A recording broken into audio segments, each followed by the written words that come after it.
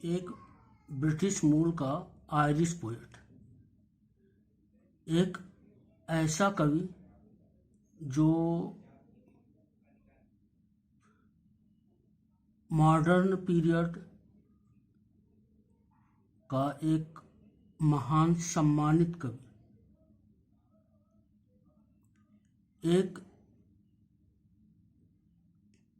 Irish क्रांतिकारी, एक Irish कवि जो आयरिश के स्थान पर इंग्लिश में लिखता हो, एक ऐसा कवि जिसकी मिस्टिसिज्म, रहस्यवाद में बहुत रुचि हो, एक महान कवि जिसने गीतांजलि की भूमिका लिखी हो तथा जो रविंद्रनाथ ठाकुर को नोबेल दिलाने में एक भूमिका रखता हो, एक ऐसा महान आयरिश कवि जो आयरलैंड के संस्कृति, सभ्यता को साहित्य में निरूपित करने के लिए बहुत ही दृढ़ प्रतिज्ञ रहा हो, जिसने सेल्टिक लिटरेचर के लिए आयरिश नेशनल थिएटर की स्थापना में महत्वपूर्ण योगदान दिया हो, ऐसा महान कवि जिसे नोबेल मिला हो 1923 में, और ऐसा एक इंग्लिश का युगांतरकारी कवि जो परिवर्तन में विश्वास रखता हो, जिसे उपनिषद, गीता और संस्कृत भी प्रिय रही हों। आज उस कवि विलियम बटलर येट्स के बारे में अध्ययन करेंगे। William Butler Yeats 13 June 1865, 28 January 1939, born at Sandymount, Dublin, Ireland. तो विलियम बटलर येट्स का जन्म सैंडीमाउंट, डबलिन, आयरलैंड में हुआ था। Father John Butler Yeats, a well known painter. पिता श्री जॉन बटलर येट्स सुविख्यात चित्रकार थे, पेंटर थे।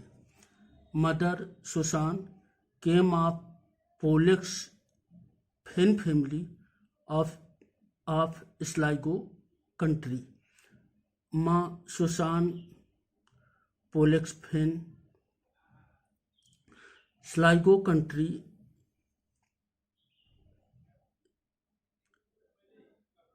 से आई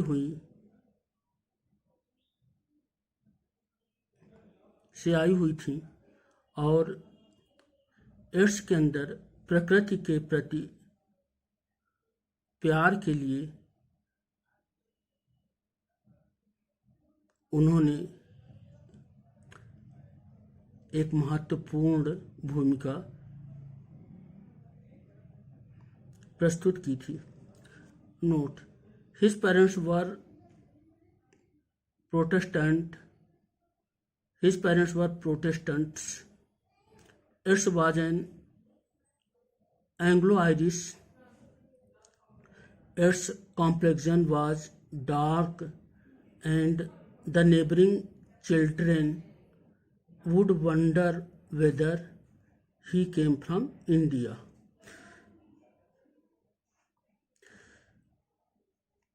येट्स प्रोटेस्टेंट थे, जबकि आयरलैंड के अधिकांश लोग कैथोलिक होते हैं, परंतु येट्स प्रोटेस्टेंट मत के मानने वाले थे।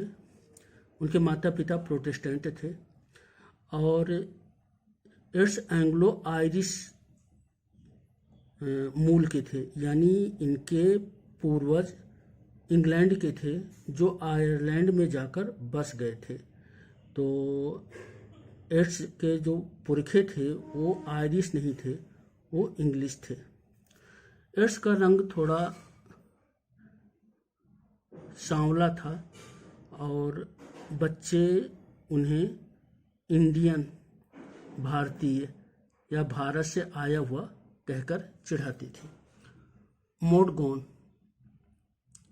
Irish revolutionary. एड्स के जीवन में एक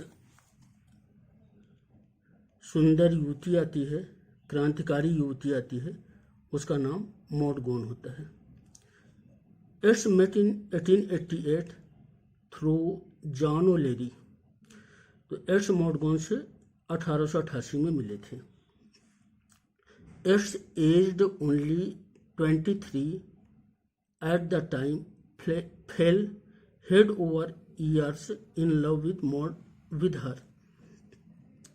एड्स को की जो उम्र थी वो 23 साल की थी और वे मॉडगॉन के प्यार में डूब गए।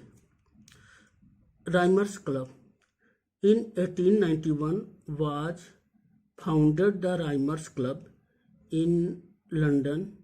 It was with Arthur Symons, Dawson, Lionel Johnson.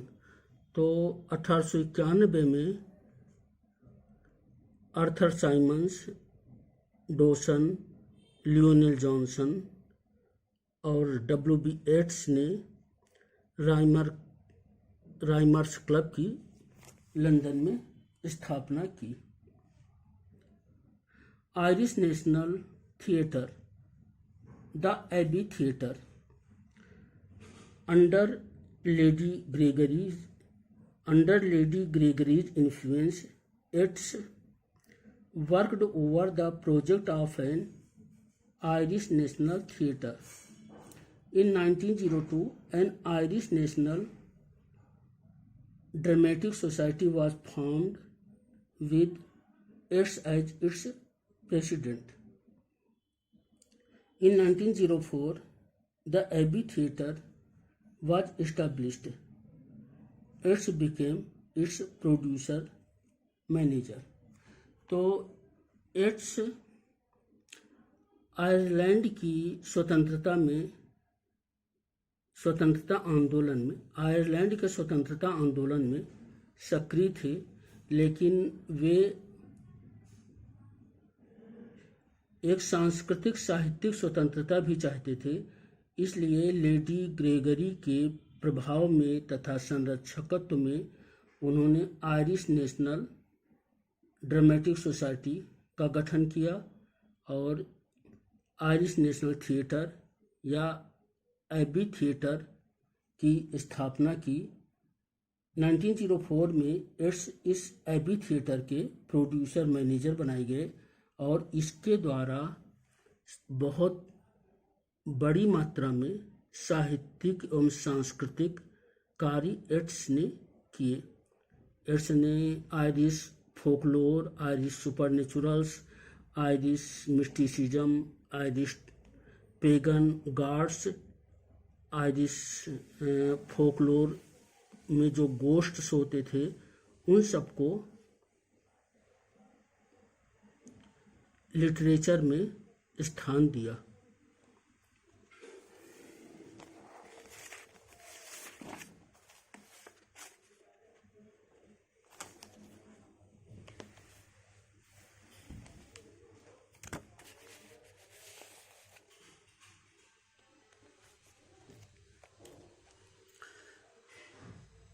Celtic revival. Yeats became involved with the Celtic revival, a movement against the cultural influences of English rule in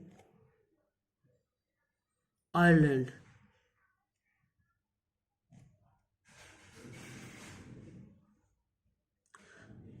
in Ireland during the Victorian period.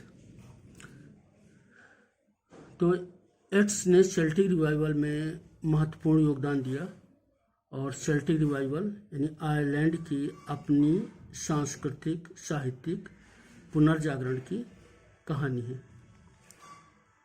Celtic revival sought to promote the spirit of Ireland's native heritage, यानी Celtic revival में Ireland की जो उनका देसी विरासत थी उसको विकसित करने की योजना थी या उसको विकसित किया गया। देसी विरासत को, नेटिव हेरिटेज को प्रमोट किया गया, यानी नेटिव हेरिटेज को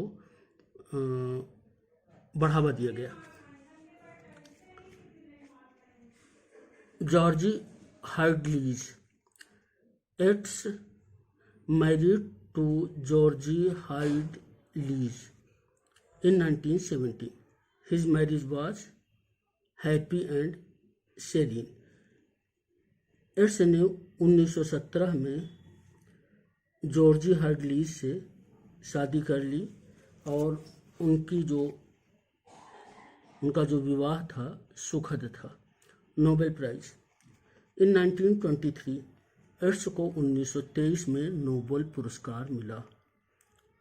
In 1896, Earls met Lady Gregory and the dramatist J.M. Singe. Earls met Ezra Pound in around 1930.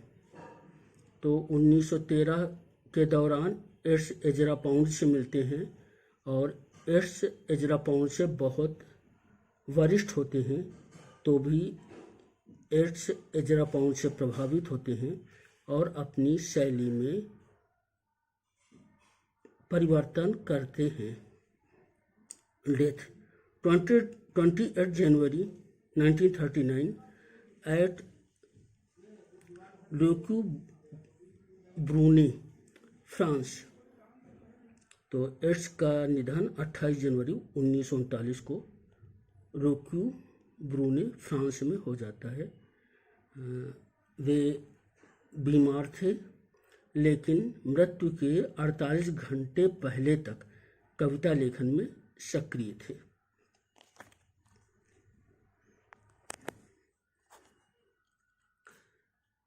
Ads का जो एपिटैफ है, मृत्यु लेख है, बहुत ही महत्वपूर्ण है।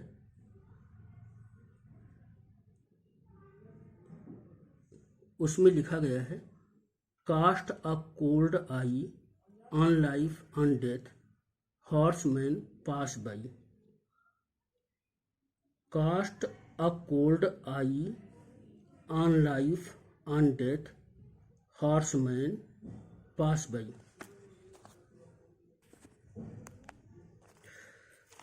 पॉपुलर वर्क्स एड्स की कुछ महत्वपूर्ण कृतियों, कविताओं के बारे में जानकारी लेते हैं। The Tower 1928, Michael Robartes and the Dancer 1921। तो दो पुस्तकें हैं। द टावर बहुत प्रसिद्ध पुस्तक है, 1928 में लिखी गई थी।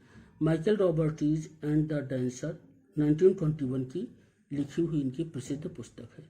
Selling to Byzantium 1928, Byzantium written in 1930, Among School Children written in 1926।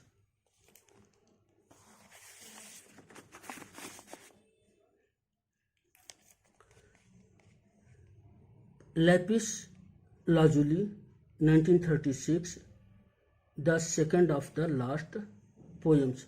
तो 1936 में लैपिस लाजुली लिखी गई थी और इनकी प्रकाशित लास्ट पोएम्स की एक दूसरी कविता है।